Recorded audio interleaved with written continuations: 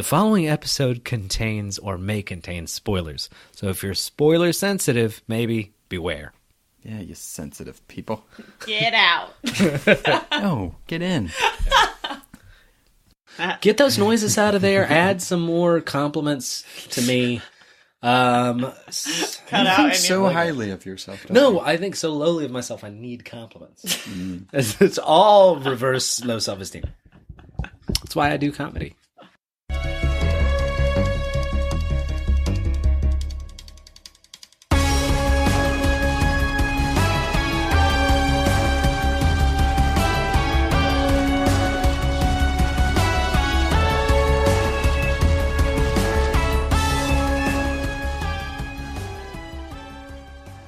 All right, welcome to the Fantom Zone.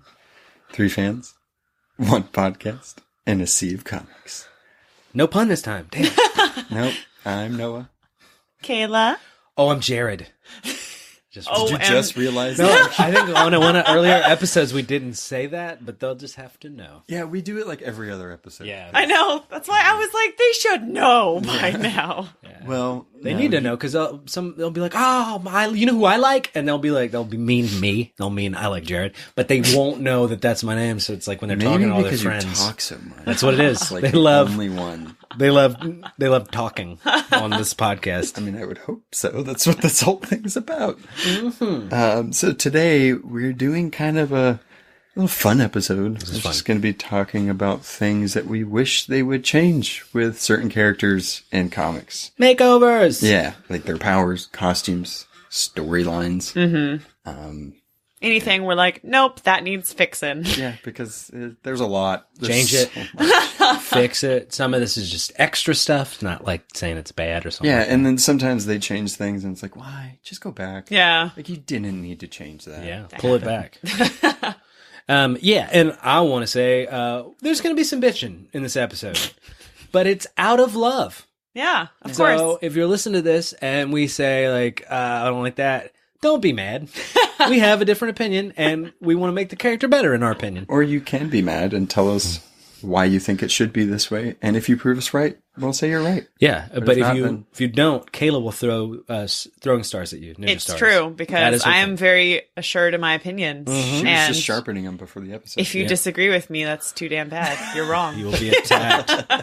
It's like a silver sable. It's so funny too because Kayla right now looks like such a badass. Like, she has like this dark dress on. Yeah. And, like her nails are black. She has a leather jacket. I said she looked like she was getting ready to kill Snow White. yeah. Yeah. It's my Christmas outfit. Yeah. We are recording this during the week of Christmas. That is so true. You look very festive in a Thank you. In a dark, Krampus scary. way. I'm glad that you mentioned that it's going on Christmas here because that's what this is. We want these gifts. We change this. Please listen to us. Please, Marvel. Please, DC. Yes, Hear our plea. Yeah. Yes. Is there some things you wanted to say? That was it. Just don't be. Basically, this is for the best, or in our opinion, and it's not about crapping on these characters because I think sometimes people would interpret that way. Just a little. And a lot of the proviso. ones that we chose were ones that we ran across a lot in comics. Like we read these characters often, we Yes. like them, and Yes. we're like, "Why did you do that? Maybe this would help." You know? And then one thing, as always, I feel like I have to say this. There's spoilers, maybe. Kind it's of. just more of us bitching about Yeah. something. But there's always spoilers in these things. It's so rare we just get to complain about things and what we would change. So I'm super excited about this episode. And there's no way not every comic book reader has exactly these kind of things in their head. Or like would choose these examples for these categories. Yeah, absolutely. Like, oh man, I wish they wouldn't do that, or I wish they would do that. So these are the changes we'll make. Starting out, we wanted to do like kind of a superficial appearances one where like, what would you change about the character's costume or look? What would you do to update it in current continuity?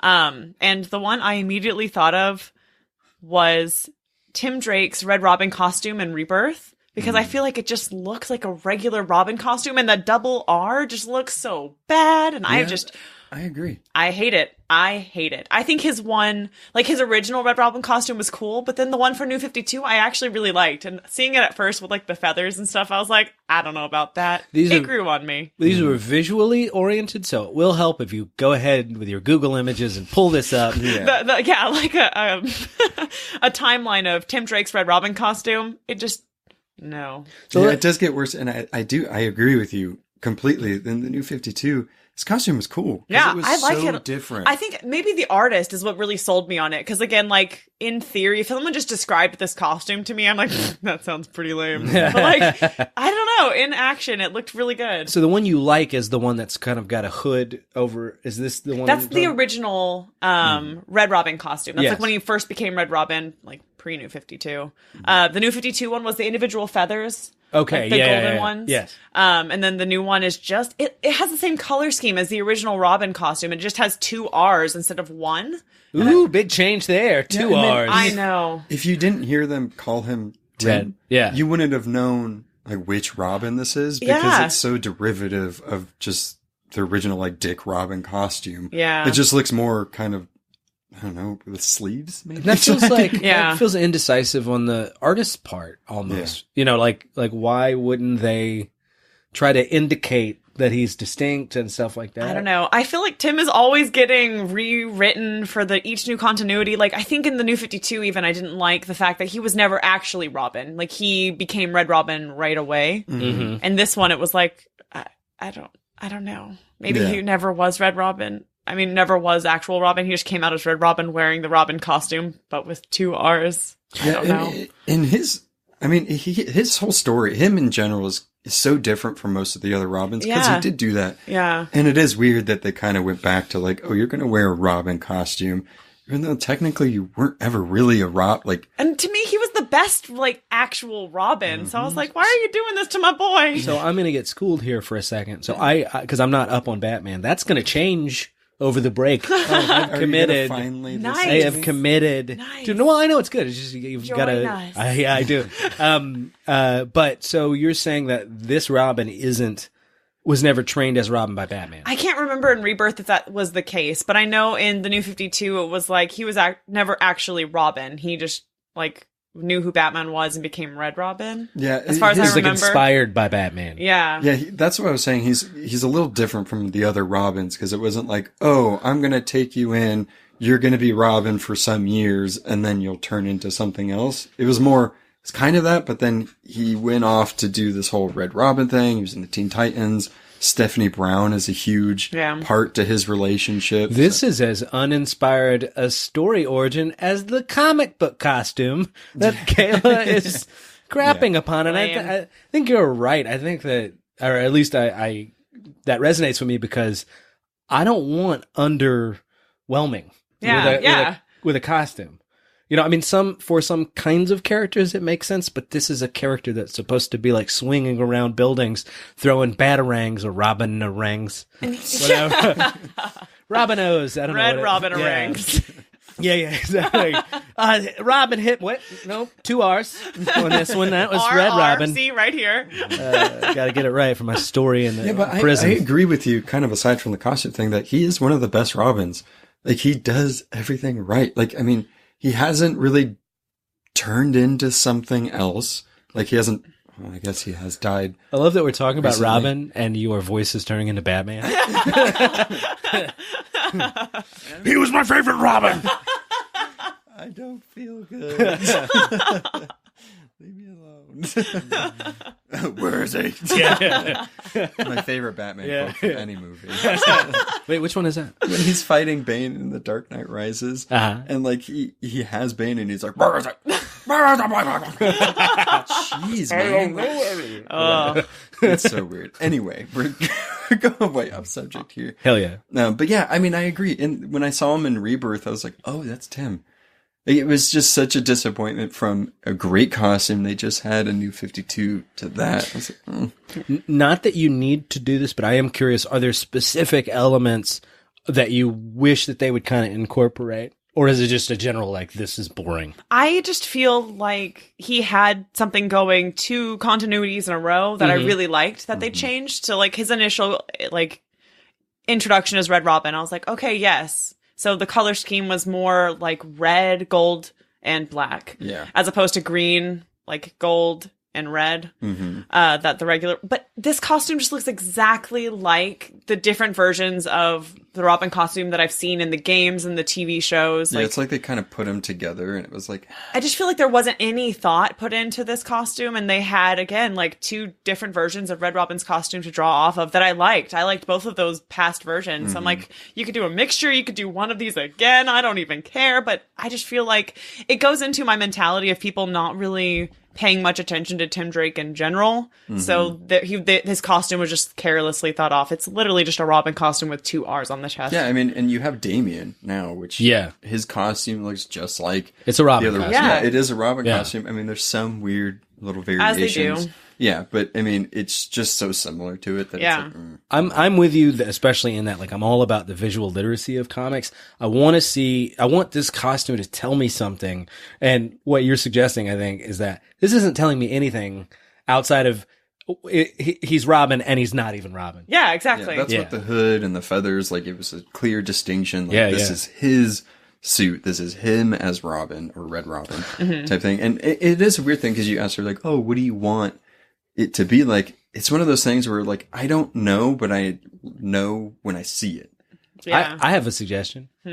Hamburger on the chest. Yep. Because it's Red Robin. I shouldn't have entertained it. I was honestly I was curious. surprised no one said anything. Has this is a joke people say all the time, huh? Have a higher standard of what should and shouldn't be said. Well, as a comic, I am all about throwing anything against The the wall absurd. and see if it sticks. No, but it makes sense. I don't read a lot of Batman comics because that's probably a joke everyone has made about Red Robin. And I'm just so I'm original. I mean, okay, great. Yeah, I don't think anybody thought it because it's so dumb.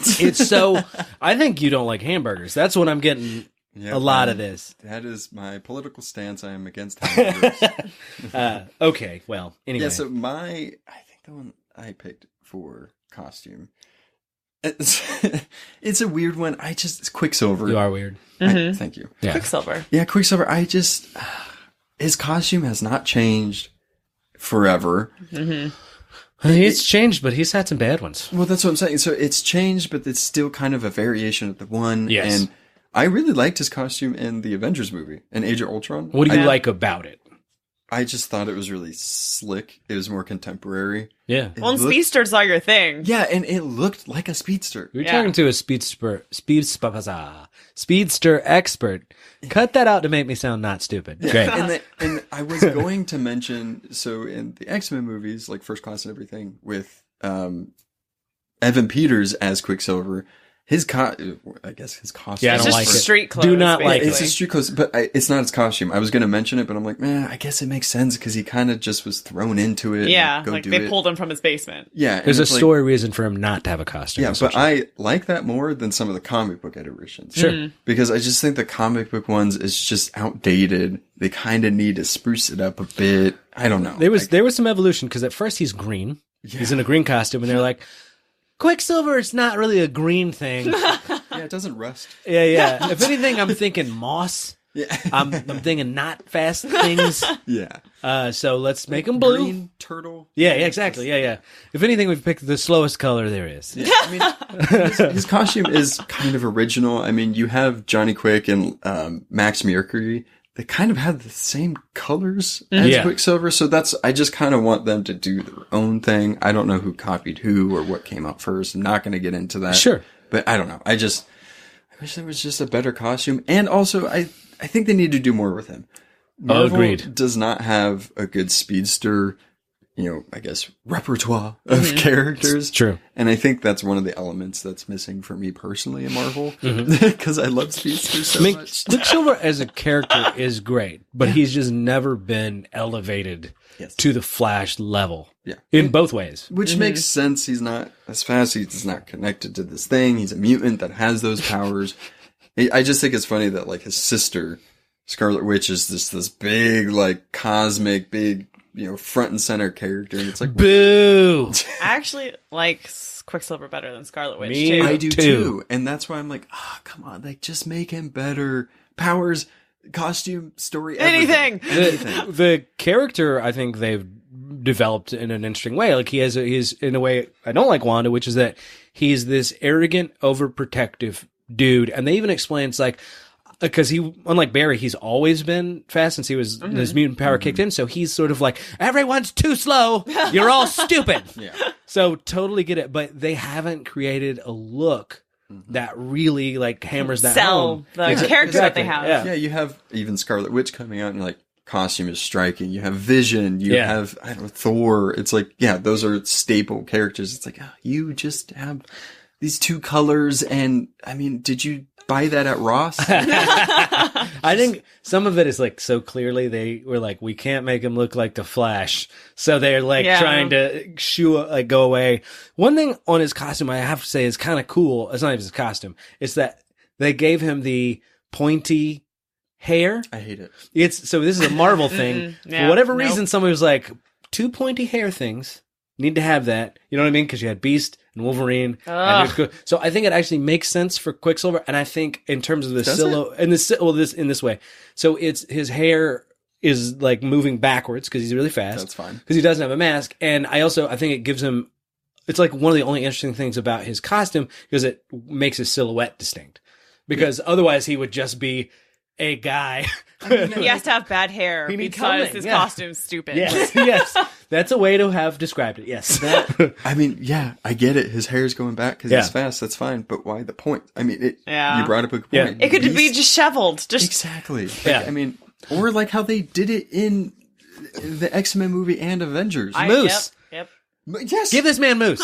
Super Moose. Yeah. Like it stay put because he's not extremely fast. He's super fast, but he's not like his hair's not going to fly off. I mean, that's how fast Flash is that Quicksilver runs like, I don't know, 50 times faster than the speed of sound. Mm-hmm. But compared to the Flash, that's still like, this guy's just, I guess, chugging along. Yeah, I mean, I'm not going to get into that whole comparison of who's Please faster. Don't.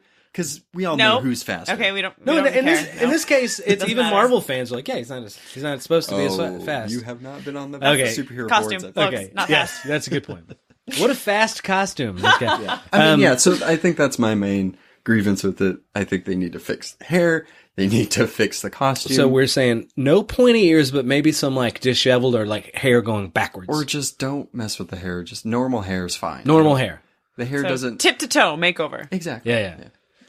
Cool. Okay. So mine is a bit of a retro thing. So I'm not so much anti this costume. I'm kind of upset at what the movies did with it. And that's Hawkeye. Interesting.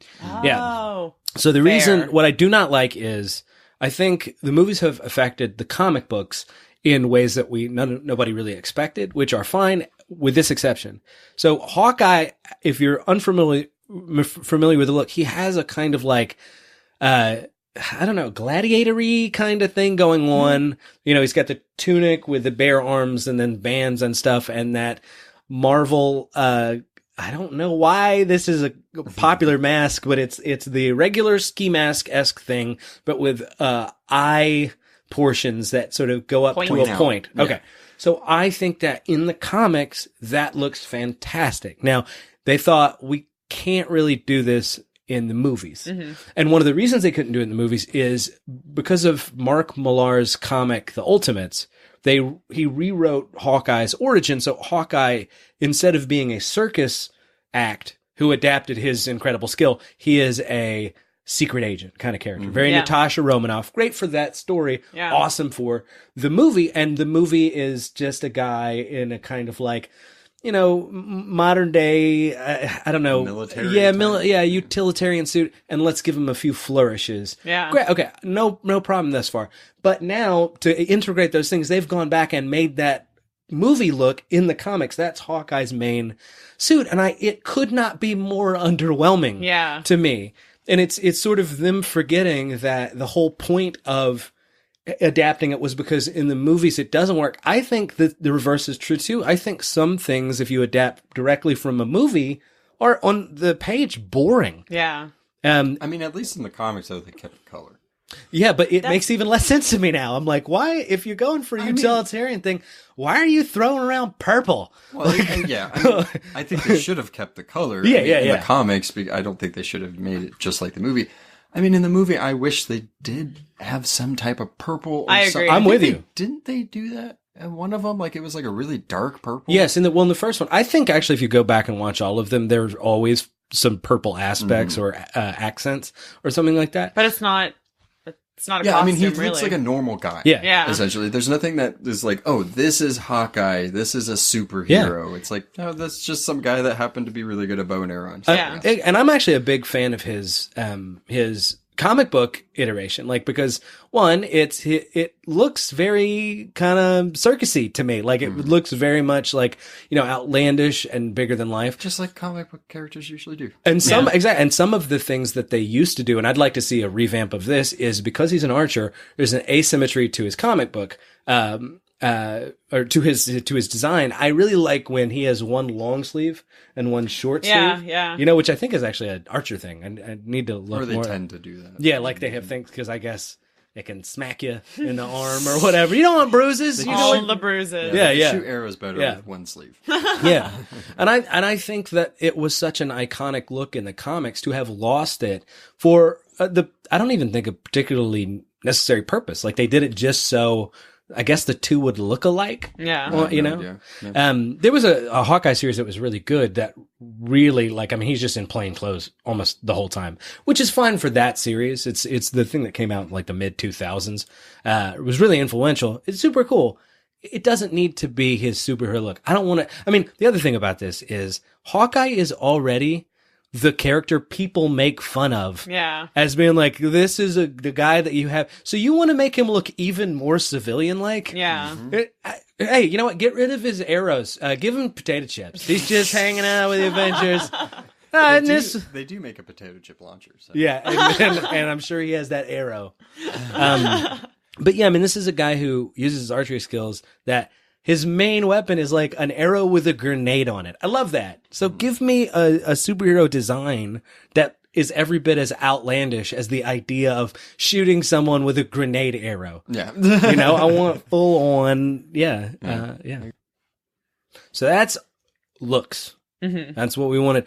Now, next big thing, I think we all get a little tired, is when powers go astray or aren't cool or whatever. So we're all going to go around and talk about how we would change a specific character's powers. Oh, yes. What do you think, Kayla? What's your pick? Well, this one was relatively easy for me as well, because Franklin Richards is just like ridiculously overpowered. Mm-hmm. And if there's, and it's not even like this character's really strong, because they can do interesting things with that too. And they have in the past, but when the powers aren't even really related, like if they're not in the same realm, he's immortal, he has energy protection, he can astral project, he can make pocket dimensions, and I'm just like, so the writer could literally say that Franklin could do anything and be like, it's of course, like the Jack effect. Yeah, exactly. Yeah, and it's kind of like a personal pet peeve of mine as well when like there's a child character that's completely overpowered because it's the culmination of two heroes. I'm just like, that's not interesting to me. It's like, how did Stretchy, an invisible and force field, make infinite amount of power? Yeah, so not only is it like random. This child that's overpowered, but it's also his powers aren't even related to each other, really. He can just do whatever he wants, and I'm just like, let's streamline this a little bit. Mm-hmm. Let's get rid of some of the ridiculous outliers here. If you don't know, Franklin Richards is the son of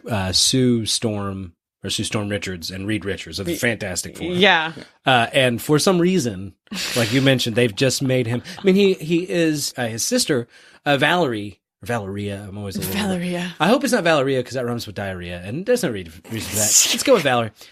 She's actually smart in the way that Reed Richards is smart. Okay. Franklin takes a little bit more after Sue, but he has massive psychic powers. Sort of like Professor X. Yeah. He can warp reality, as you mentioned. He can make whole dimensions, create whole, which you'd think is at least labor intensive. Immortality? Yeah. I mean, it just gets ridiculous.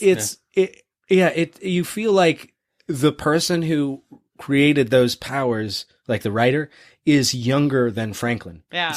And then it could do anything. Yeah. And it can blow up the moon, and the moon he's made a universe. And I don't have discipline as a writer. That's exactly how it feels. It is too much. And unfortunately, it also stinks of, we want to have an ability to change this story without justification. Exactly. That's why that's why I was like, I don't like the unsettling feeling of anytime he's on the paper, on the page, he could do whatever he wants and no one would have the ability to complain. They wouldn't be like, no, he's not. Oh, well, I mean, he can do all this other stuff. Why not be able to? Well, then it begs the question too. It's like, why isn't he just fixing everything? Yeah, exactly. If he can do anything, why is he not stopping? Which is precisely why this kind of stuff is supposed to be verboten from a writing standpoint. Yeah. Because then it opens up plot holes only slightly less powerful than Franklin Richards. Because it's like every moment, well, why didn't he just instantly change it? Now they in the comics, they've gone some way to try to explain it, which is like he's either Reed Richards has put dampeners on him, as you would, I suppose, or he's too young or doesn't fully. But all those just feel so contrived when you didn't really need to do it in the first place. Exactly. Like, I understand there always needs to be a kryptonite. Yeah. But you just created something that doesn't have one. Yeah. Yeah. And the only way that you can have a kryptonite is, he's too young. He put dampeners on him. It's like, yeah, but I mean, why are you doing that when he could stop this from happening? Well, and tell me if this is a problem too, Kayla. I feel like some of it is just how around Franklin is. So if they created a character for a story who was Q from Star Trek powerful, but also, was a child or whatever, interesting irony. And then they go at Proteus and the X-Men is a good example of that. But Franklin's always there. Yeah. So, you know what I mean? It's not just like, because the Molecule Man is a Fantastic Four villain that is equally insanely powerful. His name's Owen Reese, and he's also kind of mentally challenged, or at least very, very stupid. There's his kryptonite. Exactly. Great. It's a great kryptonite, but also he's a villain. They defeat him. He goes away. Why isn't Reed Richards always talking to his son like, maybe we just kill a nihilist? It's like, hey, can you put him in one of your balls? Yeah. Your little dimension things? Yeah. I hate the Sentry for the same reason. There's a character, the Sentry, where... Is that your pick? No, it's so similar to this one where it's like his power is he has the power of a billion exploding suns. So this sounds like another child writer. It really does, and people don't hate it enough, as far as I'm concerned. Yeah, he can do anything people want him to do, and which is again fine, even if it's kind of a villain. But they half want to make him a superhero half the time, and a billion exploding suns.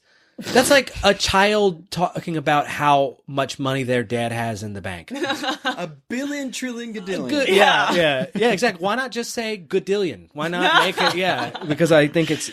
But yeah, I'm with you on the Franklin Richards. There's just an unregulated power out there that's... Also, can't they just make him powerful, like very, very powerful without... He can create universes? Exactly! That's it. That's all. That's all he needs to do. Yeah. Like, make him super strong in energy projection, astral projection, telekinesis. Like, pick one field. Whenever you're reading it, it's like, this is really cool. And then, like, the more you read other stories, it's like, wait, where'd that guy go? Yeah. We, in reading comics, like, we'll suspend a lot of disbelief, but there is a shark to jump here, too. Mm-hmm. It's further along, it's a bigger shark, but you can jump it. And in this case, they probably jumped it. Yeah, I mean, they give us these things, and they want us to believe them, and there's just a line. Like, there's a line where it's like, yeah, why? Nope, not doing it. It's just stepped into obvious plot device. Yeah. Zone, so boo on that one. Who's next? Well, you were going to do a character that I was thinking about, Noah, so okay, fine, I'll go. Yeah. So mine, I love this character, but there's one thing I can't stand about her. It's Jean Grey and the fucking Phoenix. Yep. There's going to be a theme here about overpower. Yeah. I think that's the biggest issue in comics. Yeah. They make these characters so powerful, and then they can either take it away really quickly, they can only use it at a certain time, they're not allowed to use it. Or they just don't for whatever reason. Or they don't. And there's a point where it's like, just please stop. But with this one, it's kind of story and power in a way. Yeah. I liked X-Men versus Avengers because it didn't have to do with Jean, technically.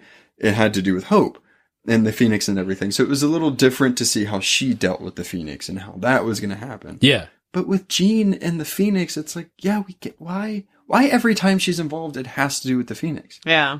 I mean, she is absolutely super powerful, without the Phoenix. Agreed. So why Let her function separately. Yeah, let her function separately. And reading the Jean Grey series that came out pretty recently, it was good, but the whole thing was leading to the Phoenix, and it was like, again. Yeah. Like, I don't know. Let the Phoenix go away for a while. Just delete the Phoenix power for a while. Yeah. Give it a rest. Because it's not as powerful and not as meaningful as every single time Jean Grey is involved, it has to do with the Phoenix. Yeah. I have almost a suggestion here where it's like, instead of changing Jean Grey, you'd be changing the power of the Phoenix, or at least like maybe a cool proviso would be like, it can only take on one host once, like once it. So once limiting the Phoenix's power somehow, regulating that. Yeah, it only wants to bond with, like, once it bonds with somebody, it hits it and quits it, is what I'm trying to say. Like, that was the fastest way I could get there. Because a lot of people, because like you mentioned with Hope, like that was cool that it involved Hope. And Thor has in the future been a host for the Phoenix, so is Wolverine. There's been a lot of cool Cyclops, obviously, recently, when you reviewed Avengers vs. X-Men. I mean, the Phoenix 5, that was cool because it was like, oh, you got to see how these other people with these other set of powers dealt with the Phoenix and having the Phoenix. And I think Emma Frost is probably my favorite one. Yeah. That has been the host because I thought it was really she was so cool. flawed. Yeah. But it was really cool to see what she did with those powers, and it just created this other level of kind of character development. But with Jean, it's like, we know how this is going to play out. Again and again. Yeah, somebody's going to have to kill you. You're going to have to reject. Like, I mean, And there's an unfortunate ambiguity, too, with those two, because you often can't tell how powerful Jean actually is. Yeah. Because she's so interlocked with the Phoenix. And they've made comments in the past. There have been stories where it was like her powers have been always altered because of the Phoenix. Mm-hmm. You know what I mean? That's fine. Yeah. Like, she got hosted by the Phoenix. Yeah. And then she's forever changed. Great. Yeah. But the Phoenix is gone now. Stop talking about it. Yeah, I'm so tired of her. Stop living in the past, Jean. Well, it's not the past, because it keeps fucking happening. Yes. That would be great. She's like, it's not the past because the thing won't leave me alone. I'm serious. What? Stop dying. Stop coming back. Yeah. Because that means the Phoenix is coming back. Yeah. Like, either just leave Jean alone for a while, or have her come back and not have the Phoenix involved. Some of the theme here for us, too, is that, like, it's not necessarily a better iteration of a character to just make them infinitely powerful. Yeah. It doesn't necessarily help or whatever. Yeah. Mm-mm. Nope, I don't like it. Phoenix, go away. Stop doing it, Marvel. Jered. So, again, right there with you. I'm going to do Iceman. What? I know. Weird. Now, you think so, but because it's almost what you love about Iceman is what I hate about this. It's the same thing as the Franklin or the Phoenix thing. Him being made an Omega level mutant, to me is one. There's so many things here. One, I don't think it fits with the character. Yeah.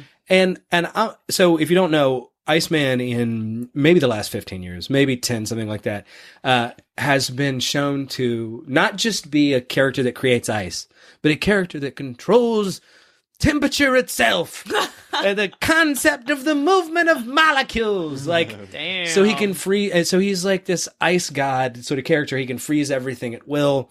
And this has been negotiated in different ways. I've had to walk it back.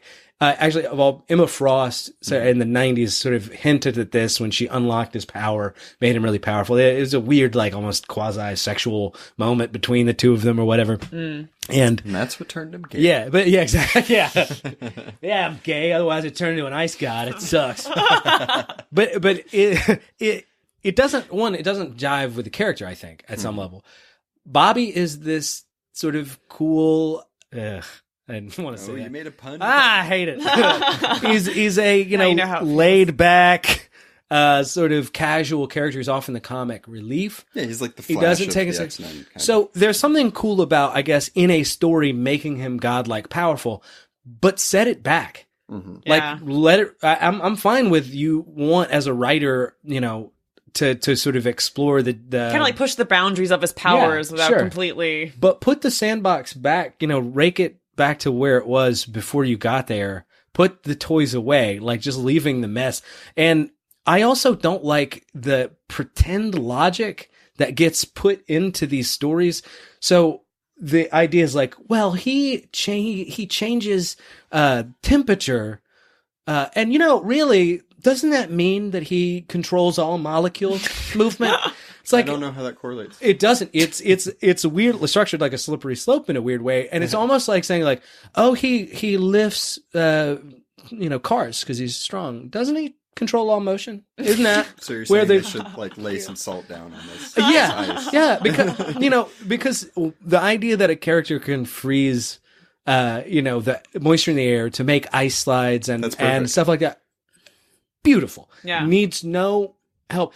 It doesn't imply he can do absolutely everything. And the fact that he can, I think, only, I think hurts the stories. You have not as bad as Franklin Richards, but similarly, like now I have to explain why. Oh, we he didn't just do that. Why didn't he freeze Magneto's eyeballs? Why didn't he do it? Yeah, I mean, whenever I think about Iceman, I love Iceman. Yeah, me too. Especially like I can relate, I guess, more now to him, and it's really cool. But yeah. I never would think that he's at the level of like Xavier or anything like that, because exactly. You freeze things. Yeah, you're really cool, but I mean, does it need to be this much? Like, and why don't they do that? Why don't they do that to Jubilee? Yeah. Like, I mean, if they're going to make anybody have like, I guess, more powers within their powers, it's like, make fucking Sparkles over here. yeah. Do something different, because she's completely useless. Well, she uses she has the power to create fireworks with her hands, and the Chinese invented fireworks. She has the ability to control all the Chinese. That's it's just one step. To be fair, that seems like comic book logic. Yeah. These characters. Well, that's what. Because I think it. Yeah, so I don't like the almost like pretentious, snarky, like underpinning here, where I understand these powers a little better than you guys, and he freezes stuff, so he basically he controls all motion. Yeah, exactly. I agree with Kayla. Like, push the boundaries a little bit, because you've noticed with some of these mutants, the more intense, the more adrenaline, the more they're upset or angry, their powers will kind of get a little bigger or be a little more intense. That's fine. Yeah, but why set that always at bar number one? Yeah, it just doesn't make any sense. I think like expanding their current powers, like kind of using them in a creative way. Do that, please. Yeah, absolutely. Don't just have him continue to freeze water, make slides, but there was nothing wrong with that in the first place. Exactly. Do that in more creative ways. Don't just be like, oh, now he can do anything. You have a zero. First of all, you have a 0 to 100 problem. I think. Oh, I don't know. I'm needing to give it a name, but make it more powerful. There is a more powerful version of this that can absolutely, immediately is an Omega level threat. I think it's difficult for the stories later on, because it's like, Nimrod's here. Who are we going to find out?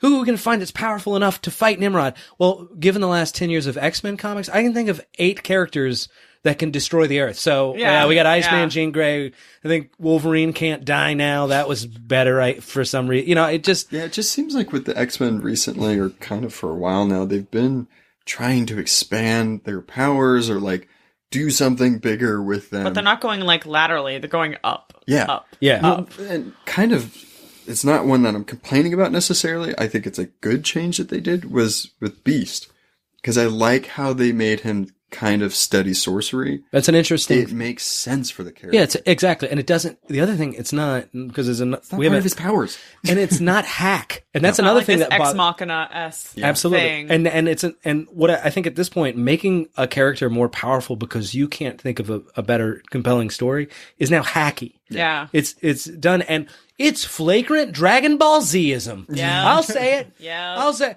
oh, you think you're powerful? Well, I'm more powerful than that. Oh, you think that's powerful? Guess how powerful this guy is. Oh, but that guy who looks so stupid is even more powerful. It's not a story. Yeah, you're right. I have gilded the lily. But yeah, I like that the theme of ours was just that. Rein it in. You rein it in. You're not helping. Let's regulate this. Yeah. So yeah, rein it in, guys. I think that's our message here today. And then the last iteration, I think, Kayla? Yeah, we're doing story changes. This one was a little bit harder to kind of pick just one example that we wanted to discuss, because there are obviously tons of different little plot holes or story structures, character changes that we would have liked to have gone back and changed. But I always talk about this, and I feel like no one agrees with me. So this is why I'm bringing it up, because I need some support, guys. You need to delete the Joker's backstory. It's unnecessary. It doesn't add anything to the character, and I feel like it kind of goes against what the character is supposed to represent, which is just this like chaotic evil presence to parallel or balance out Batman's like lawful justicey control like aspect. Yeah, and I think it takes away from the character. I agree. I don't like. Thank you, Noah. Someone agrees with me. I don't. Not this guy. I don't like that they gave the Joker a backstory at all, and the backstory is kind of lame. And again, it doesn't add anything to the character. It doesn't make him more interesting. It doesn't affect the Batman universe in any interesting way. What I think they should do. So if they're going to give like a backstory to the Joker, so you have the Killing Joke, which showed some type of origin, maybe, I guess, of some type of Joker. I'm thinking the same thing, I think.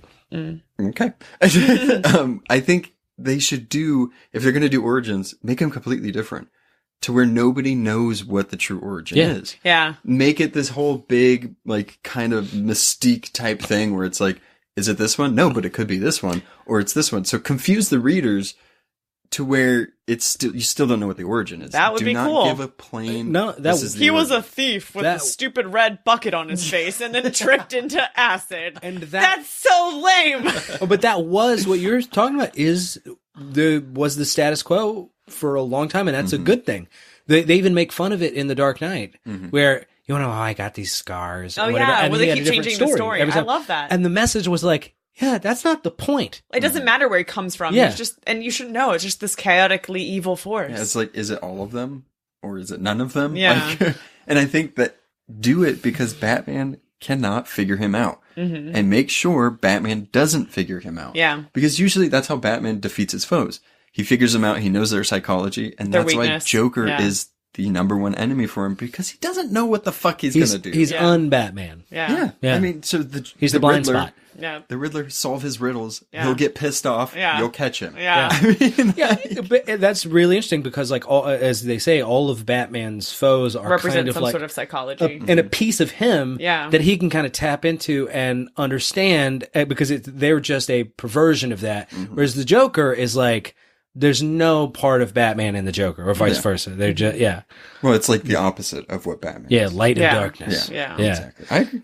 I think they should just delete it. There is or again, like you said, add different ones. I'm with you. I think you're ultimately right. I think that there's reason that they did it, which is almost the Wolverine thing that I think was the opposite, which was for a long time people thought Wolverine is only interesting with the origin or without the origin, like with the mystery, and then they write comics explaining it, and I think what they proved is he didn't need that. That was a thing, but it wasn't essential to the character. And I think what you've probably identified is the opposite, which is that Joker probably does benefit from being mysterious. Yeah, because like the Killing Joke, to bring it up, because that's really like the best origin, I guess, that he has.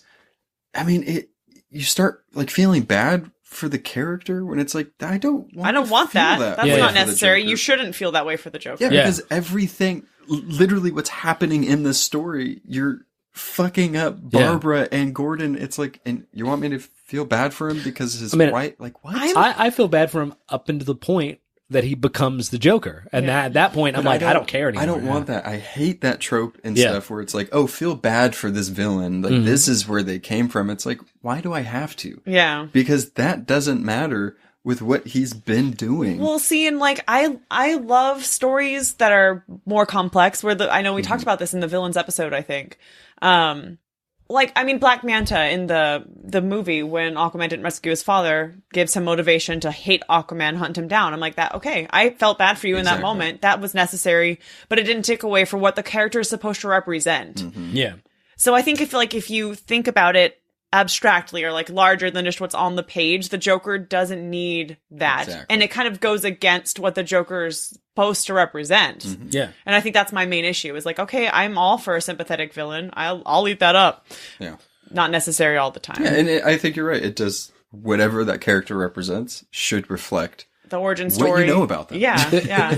And I think the diversity in comics allows for there to not be a right answer for every character. When we talked about this on the villains episode that we did, Go back and listen to that. There was a thing where we talked about the John Carpenter quote and how, he was like, is explaining the boogeyman going to make him scarier? Yeah, it's the dark for a reason. Yeah. I mean, you're supposed to fear the unknown. So, once you shine light into it, what's there to be afraid of? So certain characters benefit from that. Magneto benefits from us knowing his background. Yep. But probably not the Joker. Yeah. So, and I think to your, I don't know how to say this, like advantage maybe, it wouldn't be that hard for them to do that. Yeah. That all they have to do is like, oh, you thought that was, no, that was just another thing. Yeah.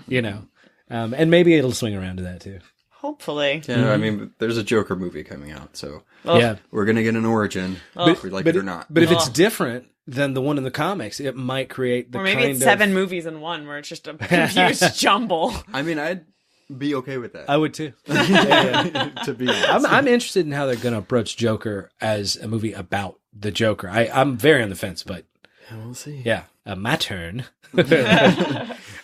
So this isn't actually a negative. I think I'm not pointing out one. This is the bitchy episode. I know this is the one thing that's not bitchy. I want, and this is not a change to the character. This is a change to the stories that the character's in. I want Dark Lobo.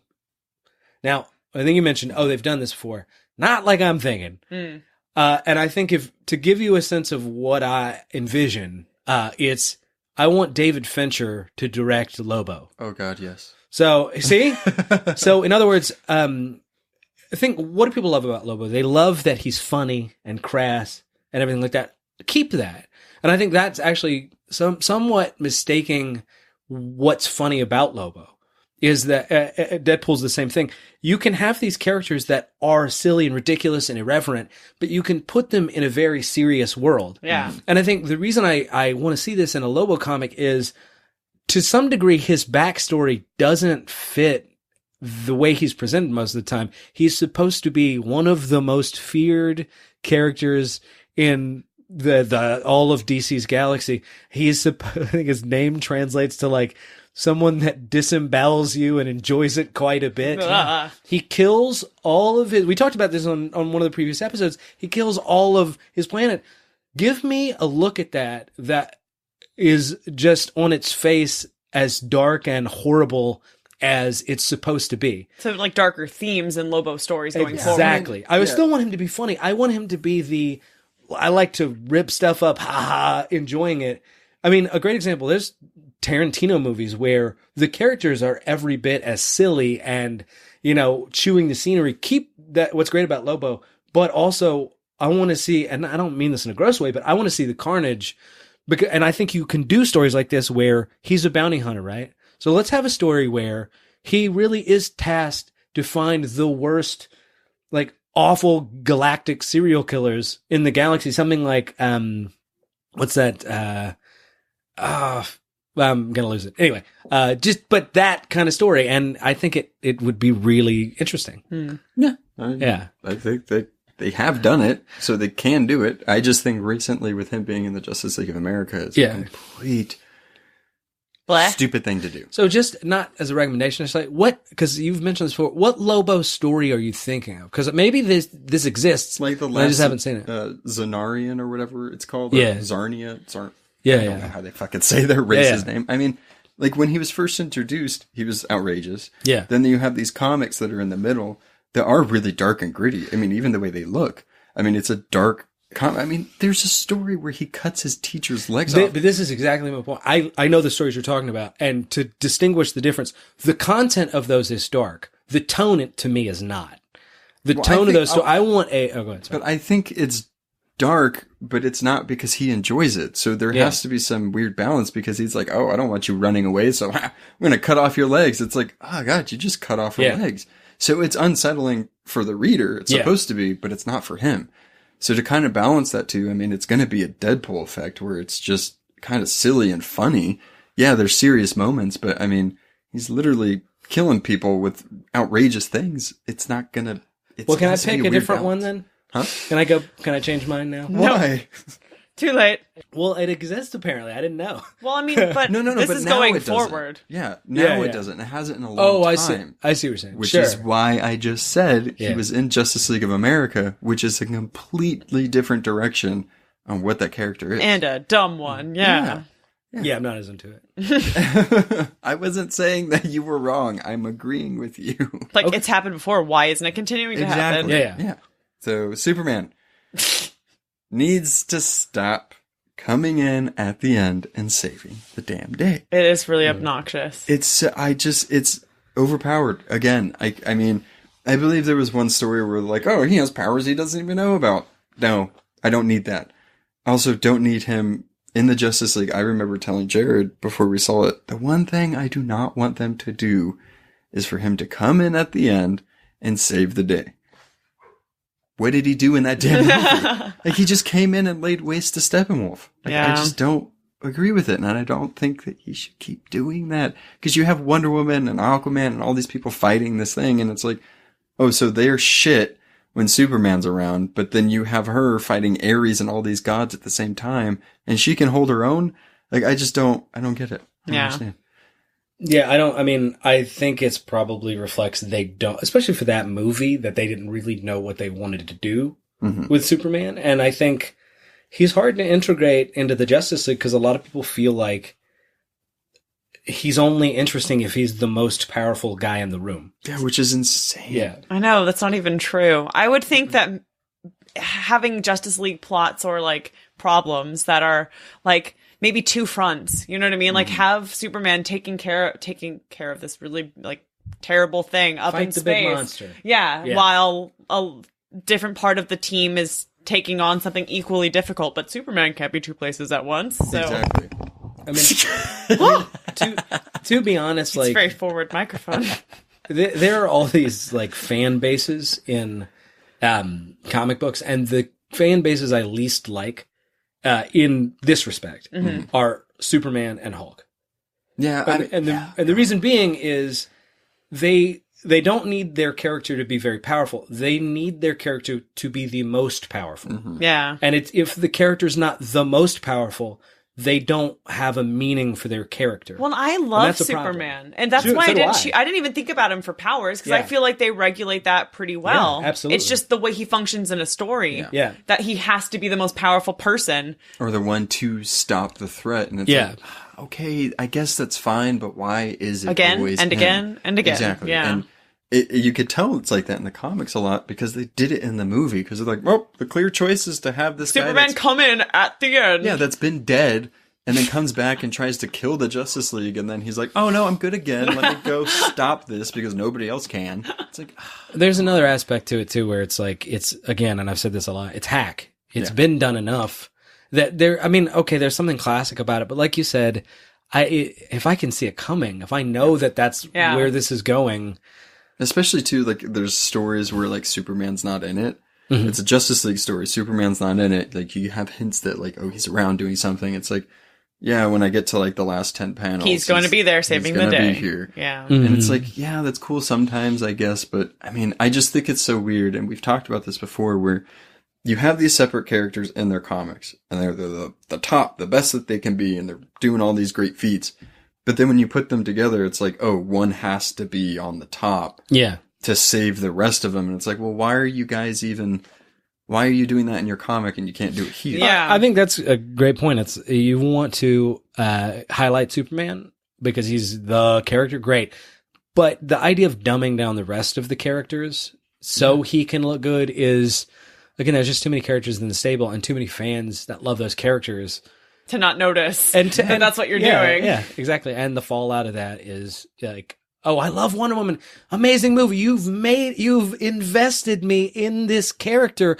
We all spent millions of dollars loving her, but she really does need to suck right now. Like her, I mean, I know that this gets a little too nerdy and like she should be able to fight better, but her fights with Steppenwolf are pretty disappointing in terms of like her performance, which I guess is fine since he's the big bad, but then to just have Superman come in, you're telling me is Superman's better than Wonder Woman. Like that. Yeah, I mean, he freezes his axe. Yeah. And then after that was done. Yeah. He's like, oh, I'm going to punch you a few times. Oh, Aquaman and Wonder Woman kind of batted him around for a second after he punched him. But it's like, why? I don't. You guys couldn't do that. Like, I get, like, they tried to make it like Superman's a symbol for hope, and once he came in, they're like, oh, now we're at full power capacity. It's like, why weren't you doing that before? Like, I don't know. At first, I thought you were going to say kapow capacity, and I'm like, that's awesome.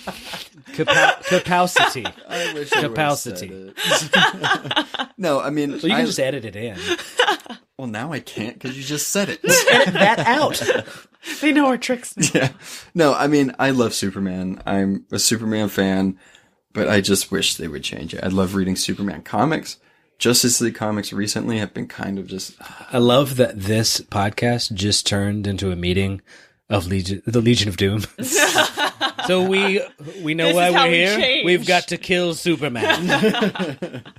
Wait, who would you be? Who would I be? Probably Savage. Wait, who am Vandal? I? No, I don't think so. God, that is hard. We'll have to think about this. I could see you as like maybe a Lex Luthor type character. More than Nice. That's such a big Bane. compliment. Bane. I'm okay with being Lex. That's cool. No, I can't speak Spanish, you're right. Yeah. Also, I don't know who's really in the Legion of Doom. What? Most of You the just time. made the reference. No, I'm just saying, like, because there's the Legion of Doom, and there was the Society. There's been a lot of like bad guys together. But and I'm I in the can't remember. Injustice League. Yeah, exactly. Yeah, Who would I be? Brainiac. Brainiac? Yeah, because you're so smart. Oh, fucking no. Who's the quippy one? Who's the one filled with vengeance? Oh, Black Mana. You like Mana. That'd be cool. Yeah, I could do it. yeah. Yeah, I don't like people, so that's Yeah. fine. All right, so recommendation time. This one was really hard because we spent the entire episode talking about things we wish they would have done or didn't do, and it's like, now we have to talk about things that we did like that they did. Yeah. Ours were almost like more negative, not in the sense of like crapping on stuff, but just like pull this back. Yeah, don't change do this. Why'd you do that? Yeah. And the recommendations are kind of just like, this is what we did like that they changed. Yeah. Exactly. Mine is a little controversial, especially with one of our hosts. No, it's not. I really I'll like kill it. you. No. I'm going to recommend Jane Thor's run. Jason Aaron did it. I love it so much. I was a fan of Thor, I guess. I didn't really care about him until I started reading that. And it was funny because I read a story when Thor wasn't Thor. It made me like Thor more. Yeah. Because you have the whole unworthy Thor line, and you have Jane as Thor, and he's still in it. Mm-hmm. Oh, yeah. But I thought I could, I don't know, get to see more of Thor's personality when he wasn't Thor. If Yeah. that makes sense. That's and what also, that's what that was for too. Yeah. Mission accomplished on that. yeah. Yeah. And I loved Jane as Thor. I specifically love how Thor sees her being Thor. That was a weird sentence. And Mjolnir is doing all of these things that Thor's like, how? Never did that. I didn't know you never did did it that. for me. Yeah. Yeah. So it was just a really cool thing. It's really well done. I mean, the storylines from that is still continuing now. So, yeah, check it out. Jason Aaron, Thor, the mighty Thor. My recommendation, of course, would be Jason Aaron when Thor returned and took the hammer back from Jane. No, not really. That would have been hilarious, guys. Yeah, I know. To my standpoint, I will say, as much as I love Thor, and I always want Thor to have the hammer, Noah's absolutely right. That story is fantastic. It will, I think, make you love Thor more if you like Thor. So, great. And a great change. My change is, I don't think it's too big of a deep cut. Do y'all know who Wonder Man is? Yes. So you know who. So Wonder Man is a character that has always been kind of second stringer in the Avengers. Vision's personality was copied from Wonder Man's brainwaves. He's really just been this strong guy who can't fly. It's like Superman without any of the other powers but strength. That's Like kind of. Superboy. Yeah, in a sense, but I don't want to say more powerful, but just like not in training or whatever. Yeah. But he's the most interesting thing they've been able to do with him a lot of times is just kill him. More recently, they made him a pacifist where he can't. But so, Yeah. but what I've really liked was in the Hero's Return. Kurt Busiek and George Perez did a Avengers run. In issue number 4, they bring Wonder Man back, and he looks different. He is crackling with ionic purple energy. So he's strong and can fly and stuff, but he's now visually way more interesting. And he's a big purple energy dude. And I was like, okay, this change is exactly what you needed to. It makes him not boring. Yeah. Unfortunately, in the next iteration, they kind of went back to the old Wonder Man. I think it was a mistake. I think that this was a way to set his powers as distinct from just being a Superman ripoff, made him visually interesting. And he also he was connected to the Scarlet Witch because she brought him back from the dead. So I think that was a great change they made. I hope that they go back to it at some point, but that's my pick. Wonder Man. One can hope. It's possible. Yep. All right. Well, mine was the changes that happened with Peter Quill / Star-Lord after Chris Pratt was cast as that character. Here. Yeah. I didn't think that Peter Quill was particularly interesting. I didn't think much of the Guardians of the Galaxy before Chris Pratt was cast. And I'm typically not, I don't advocate for, make it silly and it's better. But I don't know. They redid the look of Star-Lord. They filled, like you were mentioning earlier, it was kind of like an empty vessel that they just poured personality into, and let's pour some Chris Pratt into this vase. And it fixed it. Yeah, and you don't know you're missing that until it happens. Exactly. You're like, that's what this character needed. Well, the current ones are drawing more from his version of that character, and it's for the better, I feel. And I just think that was a good change that they made recently. Yeah, I agree. I mean, there's sometimes where movies seeping into comics is bad. Yeah, like you were talking earlier with Hawkeye, just no, please. Yeah, but I think in terms of personality, it's probably been for the best because there's been a lot of characters that kind of just didn't have much in that department. They were decent generic heroes. They looked cool, but they didn't necessarily have character traits that would define, like your idea about Hal Jordan. Like you talk about that. Oh, jeez. Yeah, I mean, it's not much there sometimes. Yeah, I was talking kind of earlier. The Peter Quill thing is kind of how I feel about Green Lantern. That they just need a person to, I hope with the new run they do that. I think a lot of times it's because for a writer, it's, especially when you can't focus on it, it's hard to create all the little idiosyncrasies in a personality that just one actor can just instantly. It's like, oh, Chris Pratt's all his picadillos and weird things that he is and silliness. Now and you're right. It's informed that character for the better, I think. Yeah. Yeah. With those movies we're talking more about this, but it's something good that happens because maybe these characters weren't well known. They weren't really popular in the comics. They put them in the movies and then oh, this works really well. Yeah. Now we can write good comics with these. We're inspired by. Exactly. Yeah. I think it's good. Yeah. All right, guys. Thanks. Cool. Thanks for listening. Follow us on Facebook, Instagram, or Twitter at the Fantom Zone Pod for more podcast updates.